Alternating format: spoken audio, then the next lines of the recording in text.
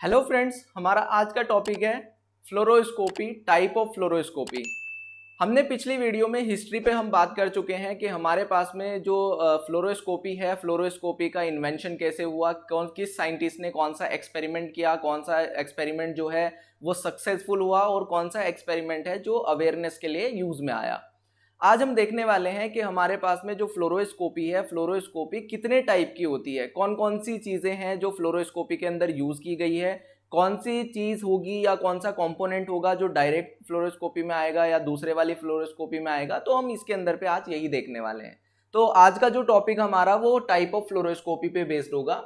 But उससे पहले हम फ्लोरोस्कोपी की एक बार डेफिनेशन को फिर देख लेते हैं, जहां पे हमें इसकी डेफिनेशन ये बताती है कि जो फ्लोरोस्कोपी होती है, फ्लोरोस्कोपी हमारे पास में मेडिकल एक ऐसी टेक्नोलॉजी होती है जिसके अंदर पे हम क्या करते हैं, रियल टाइम मूविंग पिक्चर्स लेते हैं। क्या करते हैं? रियल टाइम मूविंग पिक्चर्स लेते हैं। रियल टाइम मूविंग पिक्चर्स से क्या मतलब है? देखिए यहाँ पे, क्योंकि यहाँ पे एक्सपोज हो रहा है, हम कोई वीडियो तो यहाँ पे नहीं बना रहे हैं, ठीक है ना। मतलब आपने कैमरा लगाया, कैमरा लगाने के बाद उसके सामने पे आप खड़े हो गए, जैसे हम ये वीडियो रिकॉर्ड कर रहे हैं, तो वहां पे आपको क्या हो जाएगा, वो नॉर्मली आप उसको बाद में देखोगे तो वो वीडियो आप कंटिन्यूस देख सकते हो। यहाँ पे ऐसा तो नहीं हो रहा है। यहाँ पे क्या हो रहा है कि जो हमारी इमेज यहाँ पे बन रही है या जो पिक्चर्स हमारी वो बन रही है, वो एक्सरे से बन रही है। किससे बन रही है? यहाँ पे हमारे पास में एक्सरे के फोटोन है, ठीक है ना। अब ये एक्सरे के फोटोन अगर हम कंटिन्यू यहाँ पे एक्सपोज करते हैं, तो एक्सपोज करने के बाद में वो किसी जगह पे जाके वहां पे एक इमेज क्रिएट कर रहे हैं, तो उसका हमें कंटिन्यूटी में एक्सपोजर करना पड़ेगा, कंटिन्यूटी में कैप्चर्स करनी पड़ेगी उसकी इमेज, जब जाके हमारे पास में कोई एक जो पिक्चर्स होगी वो रियल टाइम में हमें कुछ क्या करके दे सकती है, इमेज को शो कर सकती है। और उसके अंदर पे जो हमारे पास में मूवमेंट होगा ऑर्गन्स का, वो ऑर्गन्स का मूवमेंट हमें वहां पे दिख सकता है। सिंपल थिंग है। लेकिन यहाँ पे कैसे होता है? आपने देखा होगा कि आजकल क्या होता है कि आप ना वीडियोस देखते हो, कुछ वीडियोस ऐसी होती है कि जो वीडियो तो नहीं बनाई गई है लेकिन कई सारी पिक्चर्स को एक साथ कलेक्ट करा गया है और उसके बाद वन बाय उनको बहुत कम टाइम में उनको ऐसे लगाया गया है कि आपको ये लगे कि ये जो स्ट्रक्चर है, ये स्ट्रक्चर मूव करते हुए जा रहा है, ठीक है ना। ये स्ट्रक्चर मूव करते हुए जा रहा है, तो वो होता है हमारे पास में हाई टेम्पोरल रेजुलेशन, उसको कहा जाता है। क्या कहा जाता है? हाई टेम्पोरल रेजुलेशन उसको कहा जाता है। मैं यहां पे लिख भी देता हूं, that is a higher temporal resolution, ठीक है। हाँ, ये आपको याद भी रखना है कि हमारे पास में जो होता है हाई टेम्पोरल रेजुलेशन होती है कोई चीज। हाई टेम्पोरल रेजुलेशन का क्या मतलब होता है, ये भी आप समझ लीजिए। हाई टेम्पोरल रेजुलेशन का मतलब होता है कि बहुत कम टाइम ऑफ पीरियड में आपको कई सारे नंबर ऑफ फ्रेम्स को कलेक्ट करना है। मतलब कई सारी नंबर ऑफ पिक्चर्स को आपको बहुत छोटे टाइम में क्या कर लेना है, कैप्चर कर लेना है। तो यहां पे क्या करते हैं, हाई टेम्पोरल रेजुलेशन के अंदर पे हम करते हैं 30 फ्रेम्स, कितने करते हैं, 30 फ्रेम्स पर सेकेंड फ्लोरोस्कोपी के अंदर पे कैप्चर किए जाते हैं। कितने किए जाते हैं? 30 फ्रेम पर सेकेंड फ्लोरोस्कोपी के अंदर पे जो हमारी इमेजेस है वो कलेक्ट की जाती है या कैप्चर की जाती है। उससे क्या होगा, जब इतनी सारी इमेजेस को हम एक साथ देखेंगे तो उसके अंदर पे जो थोड़ा सा भी मूवमेंट होगा वो हमें ऐसा लगेगा कि रियल टाइम पे ये चल रहा है। तो दैट टाइप ऑफ कंडीशन हमारे पास में हमें शो करती है रियल टाइम इमेजिंग। क्लियर बात समझ में आ गई? ठीक है, तो अब हम यहाँ पे बात कर लेते हैं हमारे पास में जो फ्लोरोस्कोपी होती है वो कौन सी फ्लोरोस्कोपी किस तरीके से काम करती है। तो हमारे जो टाइप ऑफ फ्लोरोस्कोपी है वो दो तरीके की फ्लोरोस्कोपी होती है। एक होती है डायरेक्ट फ्लोरोस्कोपी और एक होती है इनडायरेक्ट फ्लोरोस्कोपी। क्या होती है? एक होती है डायरेक्ट फ्लोरोस्कोपी, एक होती है इनडायरेक्ट फ्लोरोस्कोपी।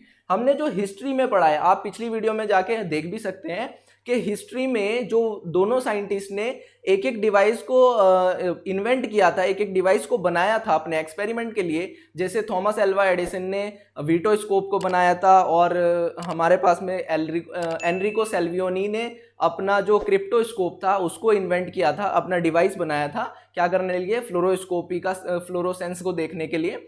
तो ये जो हमारे पास में फ्लोरोस्कोपी थी, ये जो टेक्निक थी, ये हमारे पास में ऐसी टेक्निक थी that is a direct fluoroscopy. ये क्या थी? Direct fluoroscopy. डायरेक्ट फ्लोरोस्कोपी का प्रचलन अब बंद हो चुका है, ठीक है ना। अब हमारे पास में इनडायरेक्ट फ्लोरोस्कोपी का यूज हो गया है, डायरेक्ट फ्लोरोस्कोपी का यूज यहाँ पे बंद हो चुका है। अभी हम देखना है हमारे पास में कि जो डायरेक्ट फ्लोरोस्कोपी थी वो क्या थी और किस तरीके से वो बनी हुई है। तो हम यहाँ पे देख लेते हैं डायरेक्ट फ्लोरोस्कोपी को। तो डायरेक्ट फ्लोरोस्कोपी हमारे पास में वो कंडीशन होती है, हमने बात करी है कि इसके अंदर पे जो एक्सरे फोटोन होते थे, क्या होते थे, जो एक्सरे फोटोन होते थे वो कन्वर्ट होते थे लाइट फोटोन में, और लाइट फोटोन में कन्वर्ट होने के बाद में उन्हें डॉक्टर्स उनके सामने पे ऐसे खड़े हो जाएगा इमेजेस को देखने के लिए, पेशेंट खड़ा हो जाएगा, उसके बाद में उधर से जो एक्सरे फोटोन आएंगे वो लाइट फोटोन में कन्वर्ट होंगे, लाइट फोटोन में कन्वर्ट होने के बाद डॉक्टर उन्हें डायरेक्टली देख रहा होगा कि हमारे पास में इस तरीके से क्या होगा, इमेजिंग। तो इसको कहा जाता है डायरेक्ट फ्लोरोस्कोपी। इस कंडीशन को क्या कहा जाता है, डायरेक्ट फ्लोरोस्कोपी। आइए देख लेते हैं इसको हम विस्तार से कि ये क्या है। सबसे पहली चीज, यहां पे आपको एक इमेज देखने को मिल रही होगी, तो इसके अंदर पे ये जो हमारे पास में सोर्स दिया है that is a x-ray tube. ये हमारे पास में क्या है, एक्सरे ट्यूब है। उसके बाद में ये जो यहां से निकल के जा रही है that is a x-ray beam, ठीक है, क्या होगी, एक्सरे बीम होगी। उसके बाद में ये हमारे पास में पेशेंट है, क्योंकि यहाँ पे जो हम इंफॉर्मेशन लेंगे वो तो हम पेशेंट से ही लेंगे। उसके बाद में यहाँ पे देखिए एक ये स्टैंड लगा हुआ है, ये क्या है, ये हम लिख देते हैं इसको स्टैंड, ठीक है। इस स्टैंड पे दो लेयर्स लगाई गई है, एक लेयर पेशेंट की तरफ है, एक पेशेंट से दूर है, मतलब एक लेयर के दूसरे बाद में। तो ये जो लेयर हमारी पेशेंट की तरफ होगी ये लेयर होगी हमारी फ्लोरोसेंट लेयर, क्या होगी, हाँ, फ्लोरोसेंट लेयर होगी, ठीक है, ये आपको याद रखना है। अब ये जो फ्लोरोसेंट लेयर होगी, ये फ्लोरोसेंट लेयर हमारे पास में फॉस्फोरस मटेरियल की होगी, क्योंकि फ्लोरोसेंट का मतलब क्या होता है कि किसी एक्सरे फोटोन से या किसी रेडिएशन अगर उस पर पड़ती है तो उस फोटोन को वो लाइट फोटोन में कन्वर्ट कर देता है। क्या कर देता है, उस फोटोन को वो लाइट फोटोन में कन्वर्ट कर देता है। तो कोई फॉस्फोर मटेरियल हमें यहाँ पे चाहिए होगा, तो यहाँ पे हमारे पास में जो मटेरियल यूज किया जाता है वो होता है जिंक सल्फाइड। कौन सा मटेरियल होता है, जिंक सल्फाइड। उसके बाद में जो लेयर दूसरी हमारे पास में यहाँ पे यूज करी जाती है, ये लेयर हमारे पास में प्रोटेक्टिव लेयर होती है। क्या होती है, हाँ, प्रोटेक्टिव लेयर। क्लियर हो गई बात। तो प्रोटेक्टिव लेयर जो हमारे पास में बनी होती है, ये किसकी बनी होती है, ये लेड ग्लास की बनी होती है। किसकी बनी होती है, हाँ, लेड ग्लास की बनी होती है, और ये ट्रांसपेरेंट होनी चाहिए, ठीक है।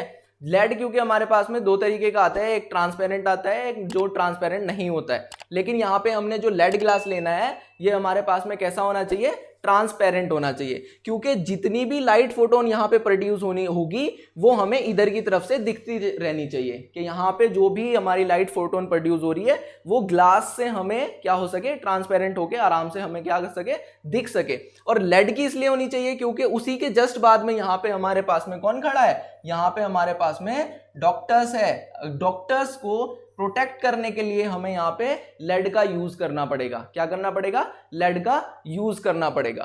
तो इस तरीके से हमारे पास में क्या होती थी, जो डायरेक्ट फ्लोरोस्कोपी होती थी उसके अंदर पे एक्सरे सोर्स से, एक्सरे ट्यूब से रेडिएशन निकलती थी, एक्सरे निकलती थी, वो पेशेंट के पास जाएगी। पेशेंट के पास जाने के बाद में यहां से वो ट्रांसमिट होगी।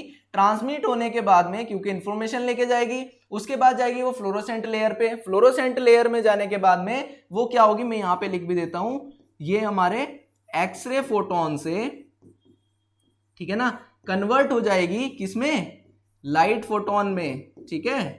हाँ, तो ये आपको याद रखना है, ये एक्सरे फोटोन से क्या हो जाएगी, लाइट फोटोन में कन्वर्ट हो जाएगी। लाइट फोटोन में कन्वर्ट होने के बाद डॉक्टर उसको क्या कर सकता है, ऑब्जर्व कर सकता है। क्या कर सकता है, ऑब्जर्व कर सकता है। अब ये जो हमारे पास में डायरेक्ट फ्लोरोस्कोपी है, डायरेक्ट फ्लोरोस्कोपी के अंदर पे जो हमारी इमेज आती थी वो इमेज हमारे पास में लो स्पेशल रेजोल्यूशन की होती थी। कैसी होती थी, हाँ, लो स्पेशल रेजोल्यूशन की होती थी।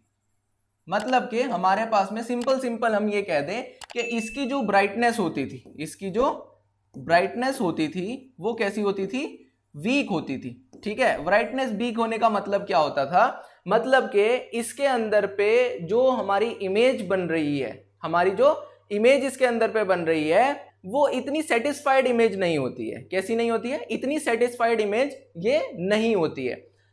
लेकिन यहाँ पे एक चीज और है कि हमारे पास में जो है इसकी जो इमेज होगी, इमेज की क्वालिटी क्या होगी या इमेज की क्वालिटी किस तरीके से हम इनहेंस कर सकते हैं। देखो अभी ये जैसे हम यहाँ पे देखते हैं ना कि जो हमें इनडायरेक्ट फ्लोरोस्कोपी के अंदर पे जो इमेज देखने को मिलती है मॉनिटर के अंदर पे, क्या वैसी इमेज, उससे तो बहुत लो डिम इमेज होती थी ये।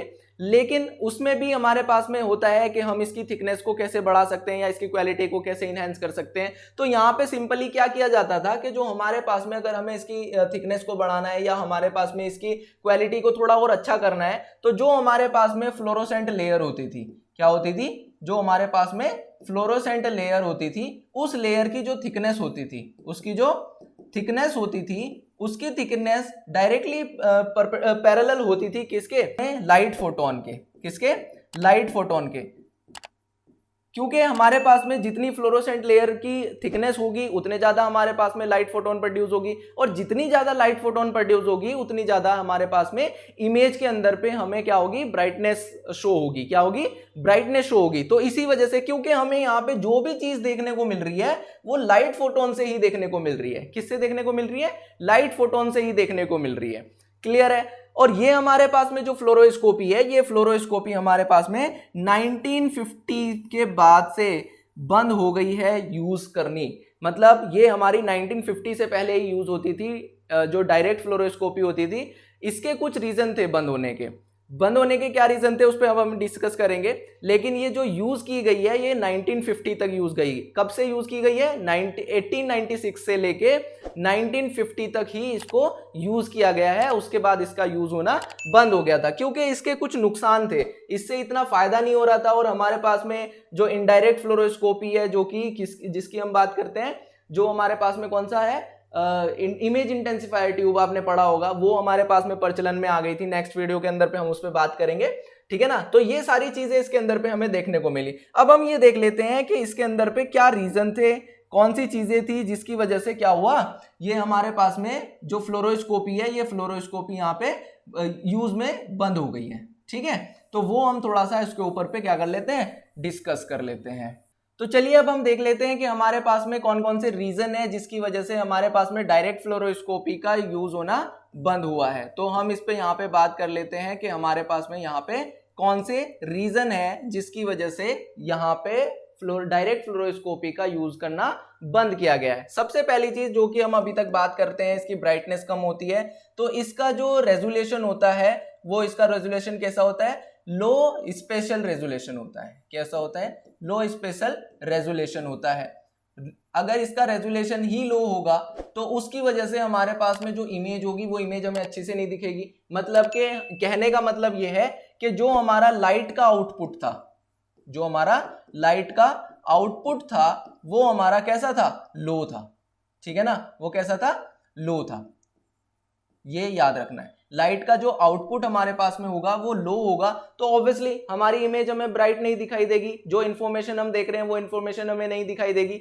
तो ये इस वजह से भी हमारे पास में रीजन रहा कि हमने इसको क्या किया, चेंज कर दिया, इसको यूज करना बंद कर दिया।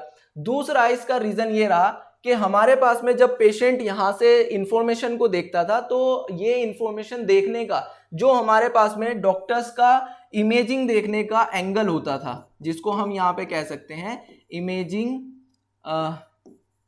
एंगल, किसमें, पेशेंट में, या फिर हम यहाँ पे लिख देते हैं इमेज में, और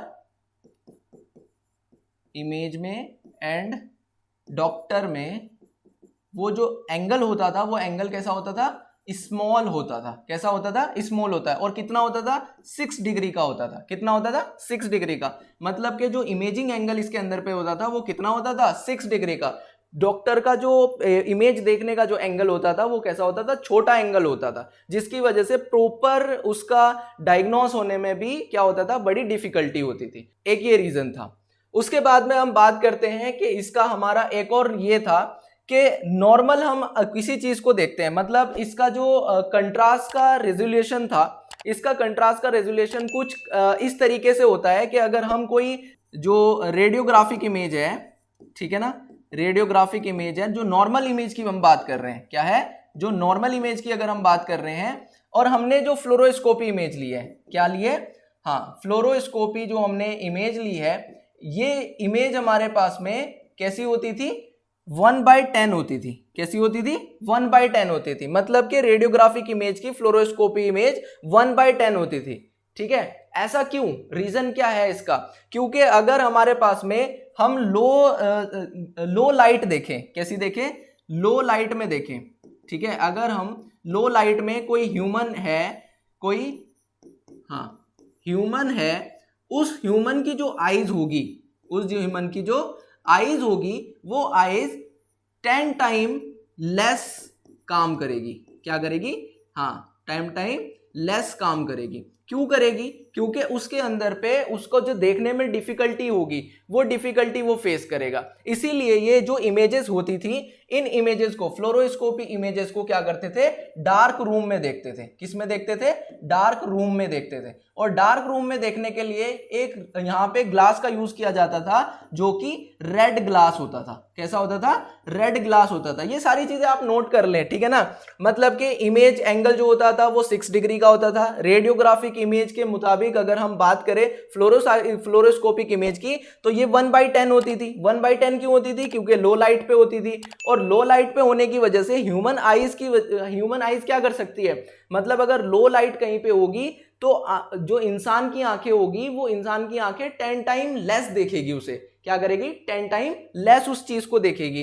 तो इसी वजह से इस इमेजेस को देखने के लिए डार्क रूम यूज करना पड़ता था। डार्क रूम यूज करने के लिए रेड ग्लासेस का यूज करना पड़ता था, और इन रेड ग्लासेस को यूज करने के लिए डॉक्टर को इसको 30 मिनट्स पहले पहन लेना पड़ता था, बिफोर एग्जामिनेशन। मतलब जैसे आप प्रोसीजर को यूज करोगे, प्रोसीजर का करने से पहले आप क्या करोगे? 30 मिनट पहन के इसको आपको डार्क रूम के अंदर बैठ जाना है। उसके बाद ही आप इससे अच्छी जो डायग्नोस होगा, वो डायग्नोस आप इससे कर पाएंगे।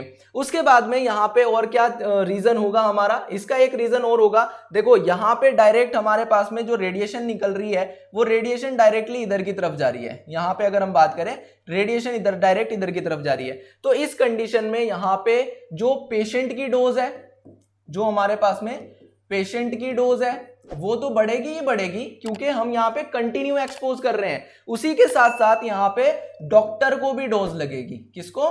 डॉक्टर्स को भी डोज लगेगी। और डोज लगने का ये होगा क्योंकि हमारा डॉक्टर जो है वो बिल्कुल ऐसे सामने पे रहेगा, वो सामने पे बैठा रहेगा, क्योंकि यहां से एक्सरे निकल रही है, कंटिन्यू एक्सरे निकल रही है, तो उसकी वजह से पेशेंट की डोज तो बढ़ेगी। वहीं पे ही उसी के सामने पे हमारा पेशेंट भी होगा, तो सॉरी डॉक्टर भी होगा। तो डॉक्टर को भी डायरेक्ट इसके अंदर पे क्या लगेगी? रेडिएशन लगेगी, जिसकी वजह से दोनों के अंदर पे जो रेडियोलॉजिकल इफेक्ट होंगे या जो रेडिएशन इफेक्ट होंगे, वो इफेक्ट इन दोनों के अंदर पे देखने को मिलेंगे। तो इस वजह से या इन रीजनों की वजह से यहाँ पे जो है ये डायरेक्ट फ्लोरोस्कोपी को बंद कर दिया गया है। अब जो हमारे पास में यूज होती है वो इनडायरेक्ट फ्लोरोस्कोपी यूज होती है। तो आज की वीडियो में इतना ही। Thank you very much. Please subscribe my channel. Next video में हम डायरेक्ट इनडायरेक्ट रेडियोग्राफी के बारे में पढ़ेंगे। तब तक के लिए हमारे चैनल को सब्सक्राइब करें।